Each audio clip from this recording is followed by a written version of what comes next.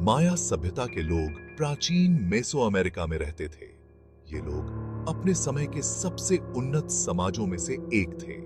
Meso America में Mexico, बेलीज, Guatemala और Honduras के कुछ भाग आते हैं। इन क्षेत्रों में माया सभ्यता का प्रभाव स्पष्ट रूप से देखा जा सकता है। माया सभ्यता 2000 साल से भी ज्यादा समय तक फली फूली। उन्होंने एक अद्वितीय कैलेंडर प्रणाली विकसित की थी। ये लोग अपने ज्ञान के लिए प्रसिद्ध थे। माया लिपि और उनकी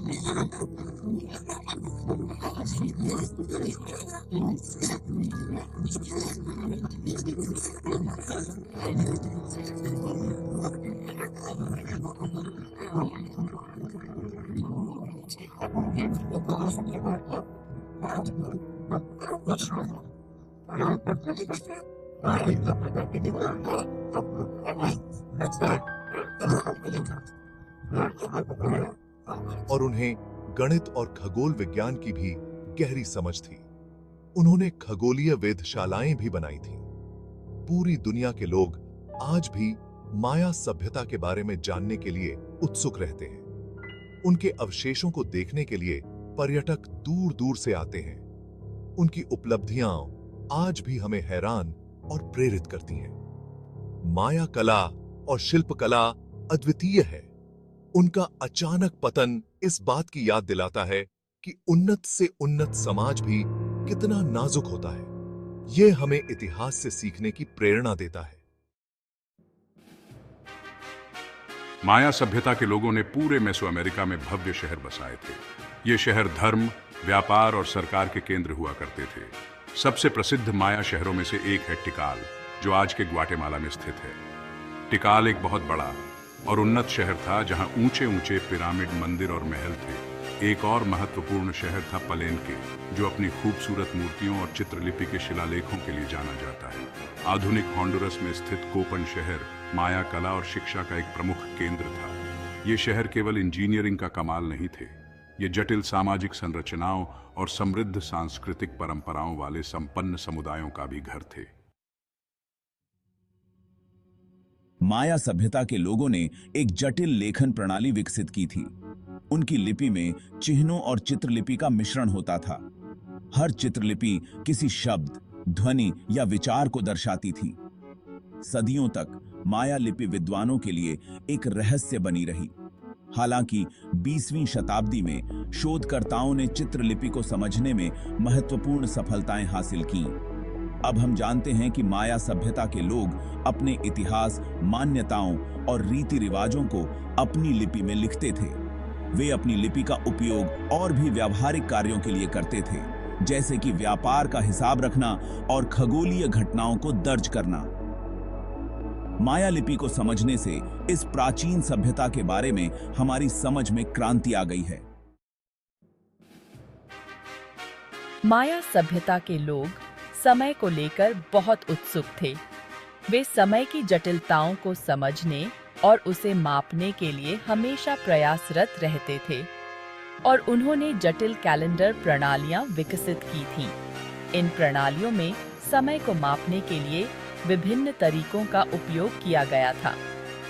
सबसे प्रसिद्ध है माया लॉन्ग काउंट कैलेंडर, जो 5000 साल से भी ज्यादा समय के चक्रों में समय को मापता था। यह कैलेंडर माया सभ्यता के लिए एक महत्वपूर्ण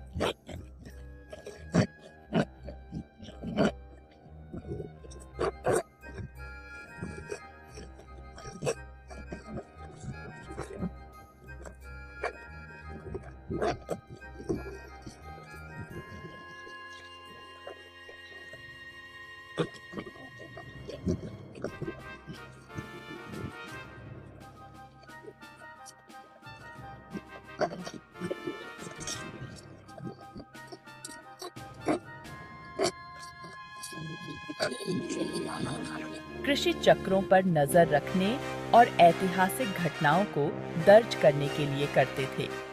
इन कैलेंडरों ने माया समाज को संगठित और संरचित बनाए रखा। माया सभ्यता के लोग मानते थे कि समय चक्रीय होता है और घटनाएं समय के साथ खुद को दोहराती हैं। यह विश्वास उनके जीवन के हर पहलू में झलकता था। उनकी जटिल कैलेंडर प्रणालियां इसी मान्यता और खगोल विज्ञान की उनकी गहरी समझ को दर्शाती हैं। माया खगोलविदों ने आकाशीय पिंडों की गति का बारीकी से अध्ययन किया और इसे अपने कैलेंडरों में शामिल किया। भाग 5 आकाशीय अंतर्दृष्टि, खगोल विज्ञान और माया सभ्यता।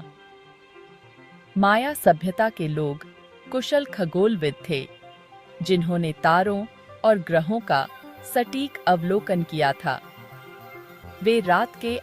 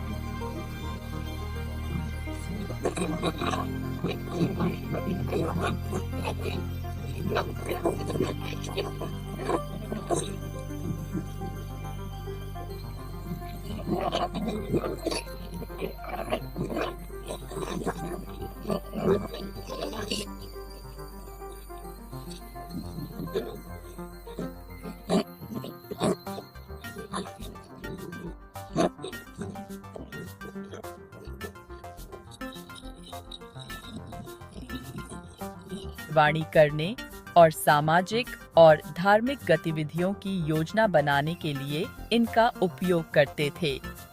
उदाहरण के लिए, वे युद्ध और कृषि के लिए सबसे अच्छे समय का अनुमान लगाने के लिए शुक्र ग्रह के अपने अवलोकनों का उपयोग करते थे। शुक्र ग्रह की स्थिति उनके लिए विशेष रूप से महत्वपूर्ण थी और इसे कई मायनों में पवित्र माना जाता था।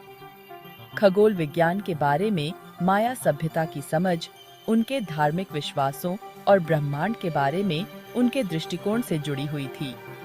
उनके धार्मिक समारोहों और अनुष्ठानों में खगोलीय प्रतीकों का व्यापक उपयोग होता था, जो उनके गहरे खगोलीय ज्ञान को दर्शाता है।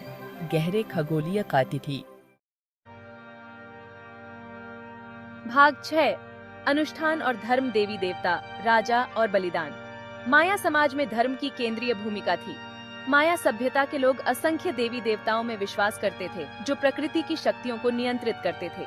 वे विस्तृत अनुष्ठानों और समारोहों के माध्यम से अपने देवी देवताओं का सम्मान करते थे। इन समारोहों में अक्सर भोजन, धूप और यहाँ तक कि मानव बलि भी दी जाती थी। माया धर्म में राजाओं और शासकों की महत्वपूर्ण भूमिका थी। उन्हें देवताओं और लोगों के बीच मध्यस्थ माना जाता था। माया सभ्यता के लोग मानते थे कि उनके शासकों को शासन करने का दैवीय अधिकार प्राप्त है। उन्होंने अपने देवताओं का सम्मान करने और अपनी शक्ति को वैध बनाने के लिए भव्य मंदिरों और पिरामिडों का निर्माण किया। भाग 7 माया समाज का दैनिक जीवन। प्राचीन माया सभ्यता के लोग केवल पुजारी और राजा ही नहीं थे। अन्य सभी समाजों की तरह माया के अधिकांश लोग किसान, शिल्पकार और मजदूर थे। वे लकड़ी और फूस से बने घरों में रहते थे, जो उनके शहरों के केंद्रीय चौकों और मंदिरों के आसपास बने होते थे। माया सभ्यता के लोग कुशल किसान थे, जो मक्का, फलियां और कद्दू जैसी फसलें उगाते थे। उन्होंने अपनी फसलों को पानी देने के लिए अत्याधुनिक सिंचाई प्रणालियां भी विकसित की। कृषि के अलावा माया सभ्यता के लोग प्रतिभाशाली कारीगर भी थे, जिन्होंने सुंदर मिट्टी के बर्तन, वस्त्र और जेड के आभूषण बनाए। भाग 8 रहस्यमय पतन। माया सभ्यता का क्या हुआ? 9वीं शताब्दी ईस्वी तक माया सभ्यता का पतन शुरू हो गया था। माया सभ्यता के कई प्रमुख शहरों को छोड़ दिया गया था। इस पतन के कारणों पर विद्वानों द्वारा आज भी बहस जारी है। हालांकि कई कारकों ने शायद इस पतन में योगदान दिया होगा। एक सिद्धांत यह है कि लंबे समय तक सूखे के कारण फसलें नष्ट हो गईं और अकाल पड़ गया। बढ़ती आबादी और जंगलों की कटाई ने भी इसमें भूमिका निभाई होगी। माया शहर राज्यों के बीच बढ़ते युद्ध ने इस क्षेत्र को और अस्थिर कर दिया होगा। कारण चाहे जो भी हो, माया सभ्यता का पतन इतिहास के सबसे बड़े रहस्यों में से एक बना हुआ है। भाग 9, एक खोई हुई दुनिया को फिर से खोजना।